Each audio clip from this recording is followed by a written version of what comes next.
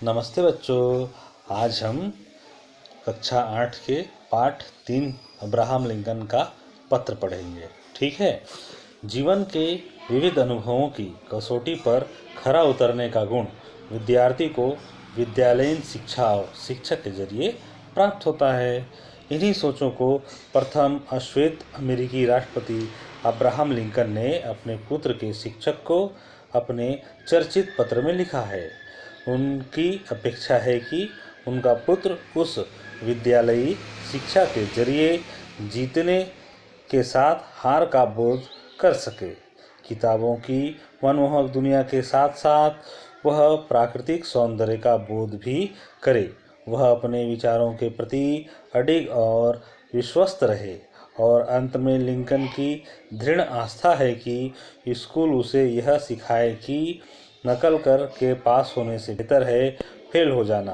Lincoln का यह पत्र शिक्षा के संदर्भ में किसी राजनेता की समझ का एक ऐतिहासिक दस्तावेज है। ठीक है बच्चों, तो आओ आज हम इस पाठ के बारे में पढ़ेंगे। लिंकन लिखते हैं, प्रिय गुरुजी, मैं अपने पुत्र को शिक्षा के लिए आपके विद्यालय में आपके हाथों सौंप रहा हूँ। आपसे मेरी अपेक्षा यह है कि इसे ऐसी शिक्षा दें जिससे यह सच्चा इंसान बन सके। सभी व्यक्ति न्यायप्रिय नहीं होते और न ही सब सच बोलते हैं। यह तो मेरा बच्चा कभी न कभी सीख ही लेगा, पर उसे यह अवश्य सिखाएं कि अगर दुनिया में बदमाश लोग होते हैं तो अच्छे नेक का इंसान भी होते हैं। अगर स्वार्थी राजनीतिज्ञ हैं तो जनता के हित में काम करने वाले देश प्रेमी भी हैं। उसे यह भी सिखाएं कि अगर दुश्मन होते हैं तो दोस्त भी होते हैं। मुझे पता है कि इसमें समय लगेगा, परंतु हो सके तो उसे यह जरूर सिखाएं कि मेहनत से कमाया एक पैसा भी हराम में मिली नोटों की गड्डी से कहीं अधिक मूल्यवान होता है। उसे हारना सिखाएं और जीत में खुश होना भी सिखाएं। हो सके तो उसे राग द्वेष से दूर रखें और उसे अपनी मुसीबतों को हंसकर टालना सिखाएं। वह जल्द ही यह सब सीखे कि बदमाशों को आसानी से काबू में किया जा सकता है। अगर संभव हो तो उसे किताबों की मनमोहक दुनिया में अवश्य ले जाएं।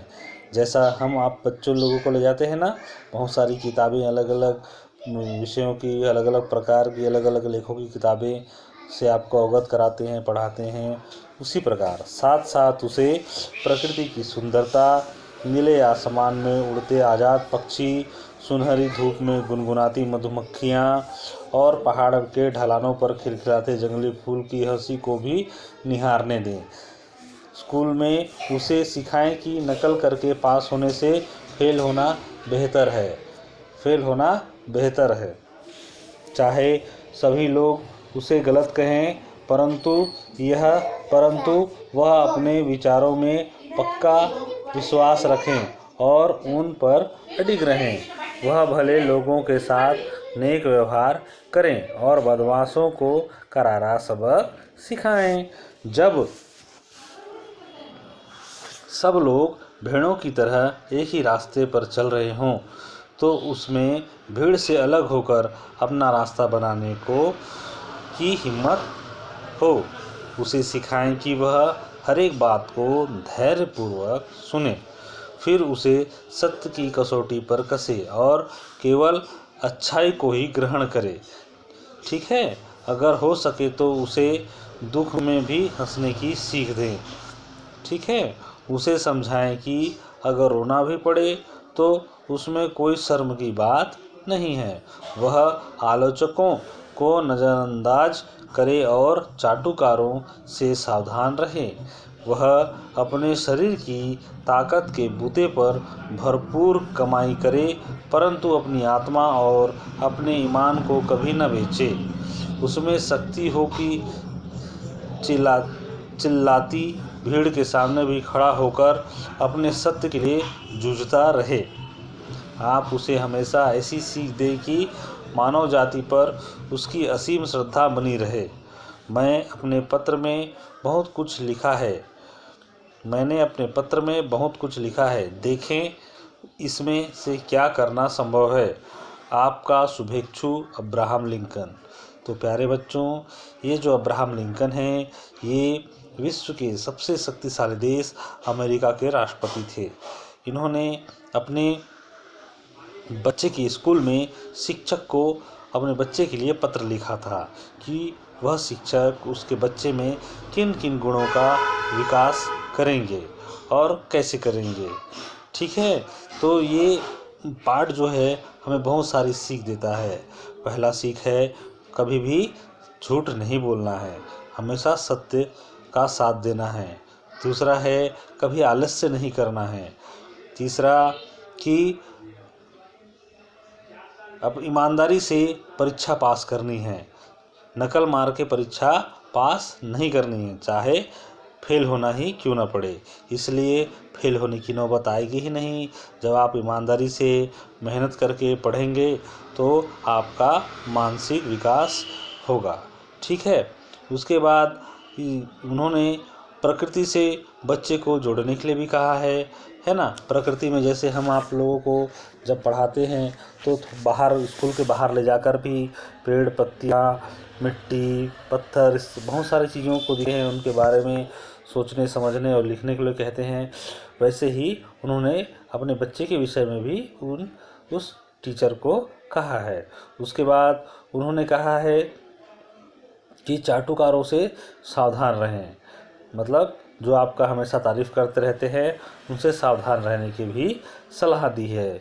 उसी प्रकार वह कहते हैं कि ऐसे लोग दुनिया में यदि बदमाश लोग हैं तो अच्छे लोग भी हैं, और बदमाश लोगों को कैसे नियंत्रित किया जा सकता है उसके बारे में भी उन्होंने बताया है।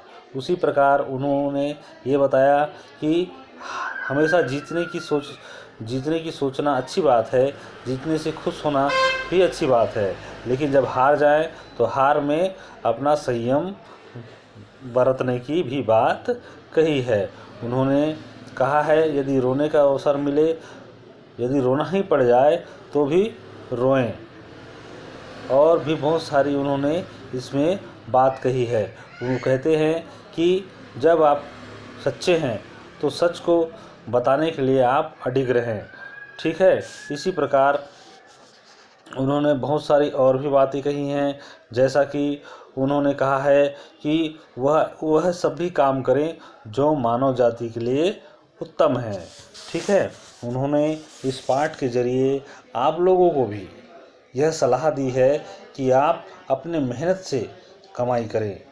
ठीक है, अपने ईमान को बेचकर, है ना, अपने ज़मीर को बेचकर, अपने काम से मुख मोड़कर या बेईमानी का काम करके पैसा न कमाएं। आप सभी को उनकी इस सोच का कद्र करना चाहिए, आदर करना चाहिए और इसे अपने जीवन में उतारना चाहिए। ठीक है प्यारे बच्चों, आपने देखा कि इस प्रकार से अब्राहम लिंकन ने अपने पुत्र के शिक्षक को यह पत्र लिखा और लिखकर अपने पुत्र में उन सारी चीज़ों के विकास के लिए बात कही है। बच्चों, ये जो सारी चीज़ों का विकास होता है मानव शरीर में, वो धीरे धीरे होता है। आप लोगों के भी मन मस्तिष्क में इन सारी चीज़ों का विकास धीरे धीरे होगा। ज़रूरत है आप इस अध्याय को अच्छे से पढ़ें और इस अध्याय में दी हुई सारी अच्छी बातों को अपने अंदर आत्मसात करें। धीरे धीरे आपका भी मन का, बुद्धि का, शरीर का, है ना, विकास होगा और इसके साथ आप जुड़े रहें। ठीक है बच्चों, आइए अब हम इस पाठ से, भाषा से दिए हुए कुछ शब्दार्थ को देखते हैं। यहाँ पर पाठ में बहुत सारे ऐसे शब्द भी आते हैं जिनके बारे में हमको बताना आवश्यक हो जाता है ना। तो चलिए आज देखते हैं। चाटुकार। चाटुकार का मतलब होता है खुशामद करने वाला, आपकी हमेशा तारीफ़ करने वाला, आपके हाँ में हाँ मिलाने वाला। आप गलत भी बोल रहे हैं तो चाटुकार व्यक्ति, मित्र या आपका सगा संबंधी आपके गलत बात को भी सही है कहेगा, उसे चाटुकार कहते हैं। दूसरा है अडिग। अडिग का मतलब होता है जो हिले डुले नहीं, मतलब जो स्थिर रहे, निश्चल रहे। जैसा कि आपने कहा कि मैं इस बार बहुत अच्छे से पढ़ाई करूँगा, चाहे कितने भी मुझे काम क्यों ना हो, ठीक है। तो आप उस बात में अडिग रहेंगे। आप ईमानदारी से रोज़ 2 घंटे 3 घंटे 4 घंटे ईमानदारी से पढ़ाई करेंगे। रोज़ जिस तरह हम भोजन रोज़ करते हैं 2 समय, उसी प्रकार आप 2 समय है ना पढ़ाई के लिए ईमानदारी से पढ़ाई करेंगे, उसे कहते हैं अडिग। प्रकृति। प्रकृति का मतलब होता है स्वभाव। आपकी प्रकृति कैसी है, आप शांत प्रकृति के हैं या उद्दंड प्रकृति के हैं या मध्यम प्रकृति के हैं। तो प्रकृति का मतलब होता है किसी का भी स्वभाव, ठीक है। असलियत, वो कैसे दिखता है, असलियत उसका क्या है, यथार्थ किस प्रकार का है, ठीक है। अगला है धैर्य बरतने की बात कही गई है यहाँ, मतलब धैर्य।